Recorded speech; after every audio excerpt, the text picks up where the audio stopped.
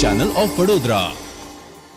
વડોદરાની કારનો રાજસ્થાનમાં બસ સાથે ગોઝારો અકસ્માત થયો હતો, જેમાં વડોદરાની મહિલા સહિત 5 લોકોના મોત થયા છે.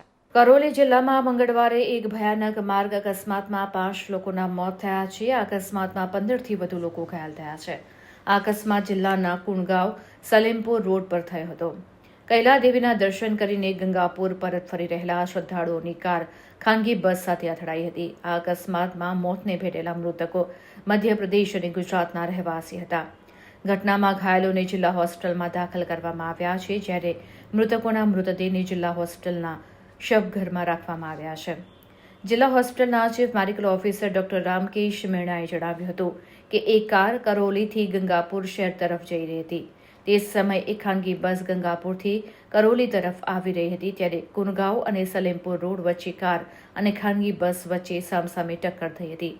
આ અકસ્માતમાં કારમાં સવાર 5 લોકોના મોત થયા હતા, જેમાં 3 મહિલા અને 2 પુરુષનો સમાવેશ થાય છે. 4 મૃતકોના મૃતદેહને જિલ્લા હોસ્પિટલના શબઘરમાં રાખવામાં આવ્યા છે, જ્યારે એક મૃતકના મૃતદેહને ગંગાપુર શહેરમાં રાખવામાં આવ્યો છે. આ અકસ્માતમાં 15થી વધુ લોકો ઘાયલ થયા છે, જેમની સારવાર ચાલી રહી છે. આ ભયાનક માર્ગ અકસ્માતમાં મૃતકોની ઓળખ થતાં તેમના આધાર કાર્ડ દ્વારા કરવામાં આવી છે. અકસ્માતમાં 4 મૃતકો એક જ પરિવારના હતા, જેમાં પતિ નયનદેશ, પત્ની અનિતા, પુત્ર ખુશદેવ અને પુત્રી મનસ્વીનો સમાવેશ થાય છે, જેઓ ઇન્દોરના રહેવાસી હતા. આ સિવાય અન્ય એક મૃતક પ્રીતિ ભટ્ટ વડોદરાની રહેવાસી હતી.